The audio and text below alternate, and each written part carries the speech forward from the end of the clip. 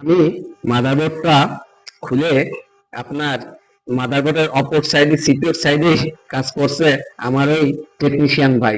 কিন্তু আমি আসলে দেখলাম ফোনটা চালু করলাম, ফোনটা ভাইব্রেট হচ্ছে কিন্তু লেখা গ্রাফিক্স কোনোটাই আসতেছে না।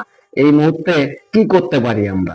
আমার কাছে বন্য স্কিমেটিক ডায়াগ্রাম আছে, ডায়াগ্রামের আমি সহযোগিতা নেব। সহযোগিতা নিয়ে তার আগে স্টিলের প্যানেলে বোর্ডটা আটকে আমি কাজটা করব।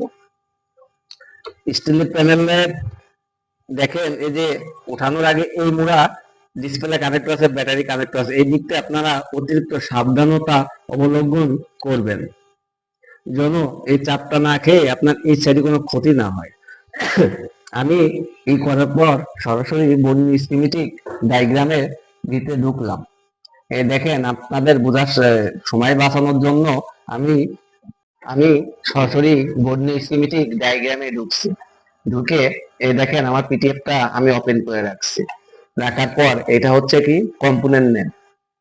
কম্পোনেন্ট নেমে কোথায় লাইটিং আইসি আছে কি আছে সেটা আমার দেখে নিশ্চিত হতে হবে কাজটা কোন জায়গায় আছে। আমি দেখতেছি দুইটা পার্ট, একটা দুইটা। এটা হচ্ছে আমার ডিসপ্লে কানেক্টর। এই দেখেন এখানে তিনটা লাইন বের হয়েছে।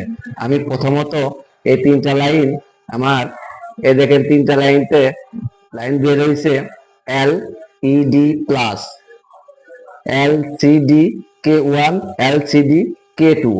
এই দুইটা লাইন হচ্ছে ডিসপ্লে নেগেটিভ লাইন, আর এইটা হচ্ছে ডিসপ্লে পজিটিভ লাইন।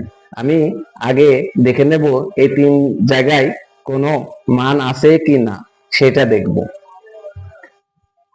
আমি এলসিডি লাইটের এখানে দেখলাম একটা, এই দেখেন একটা দুইটা তিনটা তিনটা ক্যাপাসিটার এখানে আছে।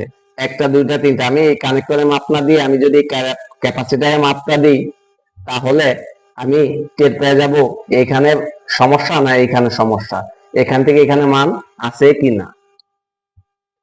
তাহলে আমি আমার মাল্টিমিটারটা ধরো এই দেখেন বিট রেঞ্জে আমি দেখে নিলাম এটাই বিট রেঞ্জ, এটাই বাজার মোড, যে যেটা বলে এটাই ডায়েট মোড। বিট রেঞ্জ, ডায়েট মোড, বাজার মোড একই কথা।